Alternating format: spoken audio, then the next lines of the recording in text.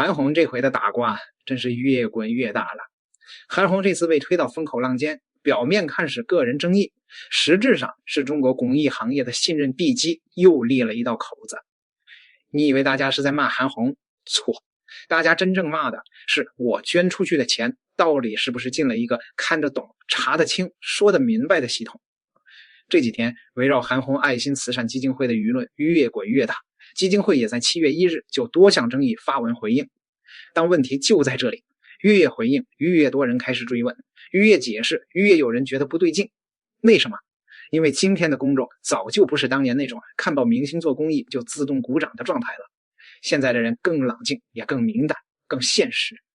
你说你在做好事可以，但你得拿出账本，拿出流程，拿出证据，拿出解释，少一项网友就会把你盯穿。争议为什么会爆？这次风波最敏感的点不是韩红做没做公益，而是大家突然发现公益这件事儿一旦体量做大，就不再是单纯的善心，而是一个高度依赖制度、透明度和公众信任的复杂系统。公开资料显示，韩红爱心慈善基金会2025年度报告里总收入为7.82687819.31元，总支出为2.9197万8046.35元。这是什么概念？这不是小打小闹，这是一个实打实的高关注度公益平台。金额越大，问题就越敏感，关注越多，质疑也越多。你可以把它理解成一个小店铺出点错没人盯，一个大商场出点错所有人都能看见。而且韩红2个字本身就不是普通名字，很多月捐用户不是冲着基金会结构去的，而是冲着韩红这块牌子去的。大家默认这是一个相对靠谱的公益通道，是一个我捐了之后至少不会糊里糊涂的地方。可当舆论开始围着组织关系、地址信息、人员关联、资金结余这些细节打转，很多人的心理防线就塌了。因为公众最怕的不是有问题，而是说不清。现在的公益早就不是靠感动了，过去做公益拼的是故事，现在做公益拼的是结构。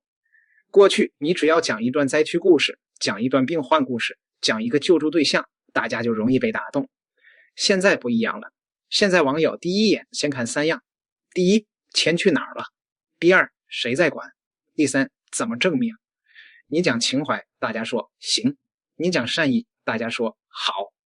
可你一旦涉及资金流向、设备采购、结余用途、人员待遇、项目执行，公众就会立刻进入审计模式。为什么？因为这些年大家被教育的太多了，很多人已经不相信听起来很对的东西，只相信查得到、合得上、对得上的东西。公益行业更是如此，因为它吃的是社会信任，靠的是公众善意。一旦信息不透明，就不是一般的商业争议，而是道德信用危机。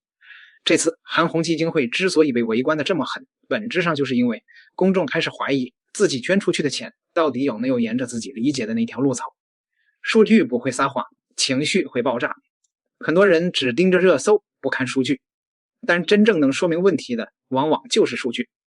公开发布的中国慈善捐增2025显示，2024年度中国公益慈善组织系统接收慈善捐增总额为1324.58亿元，同比下降 12.30%， 其中企业捐增 983.00 亿元，占 74.21%， 个人捐增 322.32 亿元，占 24.33%。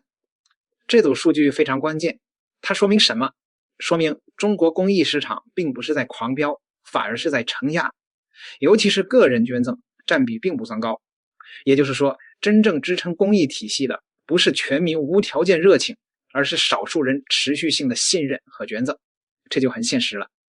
公益一旦失去信任，后果不是少一点争议那么简单，而是直接影响未来的筹款能力。今天你解释不清，明天别人就不捐了；今天你回应慢半拍，明天月捐用户就退订；今天你让大家觉得这钱怎么又绕了一圈，后天别人就说算了，还是别捐了。而一旦人们不捐，真正需要帮助的人就会先倒霉，这才是最残酷的地方。大家到底在怀疑什么？网络上最热的不是某一句官话，而是几类公众特别在意的问题。你和谁是一套系统？你是不是和别的机构存在重叠？你是不是把一个本该清晰的公益结构做成了公众看不懂的复杂盘子？你到底是为了效率还是为了安全感？你为什么不一开始就讲明白？公开资料显示，韩红爱心慈善基金会的组织住所为北京市朝阳区东三环北路甲2号金信大厦2126室，且其公开介绍中明确写有独立法人和公开募捐资格。这些信息本身并不构成问题，问题是公众看到这些公开信息后，会把它和舆论中不断流传的各种关联说法拼起来，于是原本是信息公开，最后被演变成越公开越像拼图，越拼越让人心里发毛。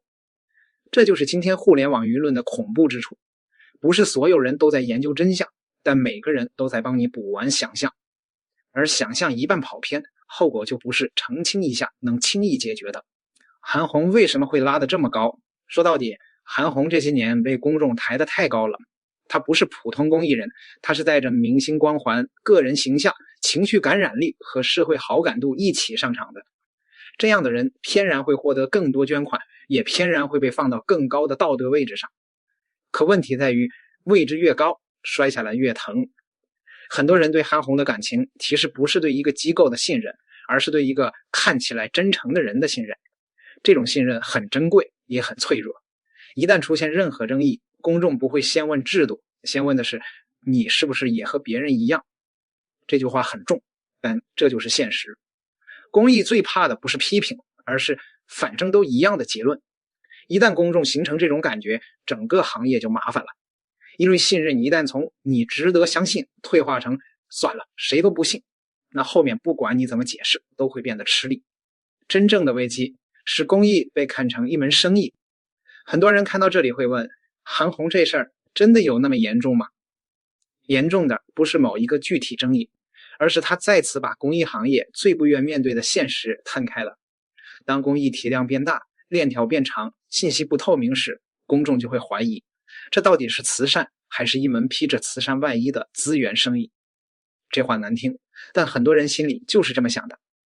因为中国社会过去这些年已经经历了太多先感动后质疑的循环。一开始大家都愿意相信，后来大家发现很多事情并没有想象中那么简单，再后来公众开始变得谨慎，甚至有点冷酷。不是大家不善良，而是善良被反复试探，最后学会了防御。韩红基金会这次之所以被推上台面，就是因为它装上了这个时代最敏感的情绪结构。你说你在做好事，但公众会问，那为什么你不把所有东西都做得更透明？你说你在救人，但公众会问，那为什么会有这么多争议？你说你没问题，但公众会问，那为什么解释起来这么费劲？红十字体系也躺不平。这场风波还有一个更大的背景，就是中国公众对传统公益系统本来就有历史包袱。中国红十字会在2026年5月公开的人道服务成绩单显示，过去1年全国红十字系统启动应急响应228次，派出救援队伍2580队次，投入救灾款物价值超4亿元，全年开展应急救护取证培训621万余人次， AED 超过8.6万台，红十字偏使计划全年救助患儿超过1.6万人次。这些数据说明系统并不是没有干活，但是问题不止在干活，还在于公众愿不愿意信。因为公益这东西说到底卖的是信任，不是报表。而信任一旦被过去的争议伤过，哪怕你这次真的做了很多事，大家也还是会下意识的多问2句。这就是为什么韩红的舆论会迅速外溢，因为在很多人眼里，它不是一个单独的个体，而是整个公益信任系统的一部分。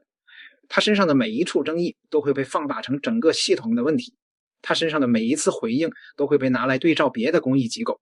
最后大家关心的已经不是这个基金会本身，而是中国的公益到底还能不能让人放心。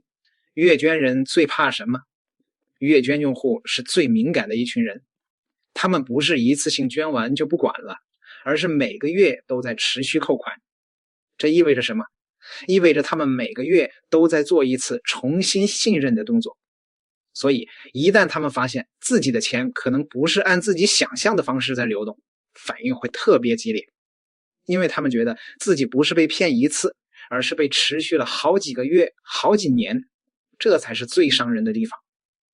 善意如果只是一次性冲动，伤害还有限，可如果是长期月捐，那就不是一笔钱的问题，而是一段关系的问题。关系一旦崩，回头就很难再修。这也是为什么网友会把这类操作联想成借壳，不是因为公众想象力太丰富，而是因为在他们眼里，善意市场太容易被包装、被替代、被转移叙事。当名字、地址、组织、执行、回应都让人产生疑问时，公众自然会生出一种被绕了一圈的感觉。这场风暴最后会吹向哪里？说到底，韩红这次的风波不会只停在一个人的名声上，他会继续逼问整个公益行业，你到底有没有能力把善意做成制度，把制度做成可信，把可信做成长期？如果做不到，那今天是韩红，明天就会是别的机构。如果还是一味靠情怀、靠明星、靠情绪，那每一次舆论爆发都只会把行业信用往下拉一截。但如果能够真正把账目讲清楚，把结构讲透明，把流程做扎实，把回应做及时，那这次危机反而可能成为一次提醒，公益行业该升级了，不能再靠感动中国那套老办法硬撑。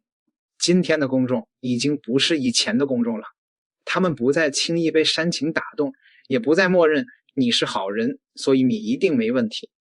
他们现在要的是证据，是流程，是可核验，是经得起追问。这听起来很冷，可现实就是这样。在一个信任越来越贵的时代，任何想靠善意吃饭的人都必须先学会接受审视。韩红这次被推到风口浪尖，真正可怕的不是舆论，而是它暴露出一个越来越普遍的事实：中国公益不缺故事，缺的是让人放心的结构。而在这个时代，结构才是最后的底牌。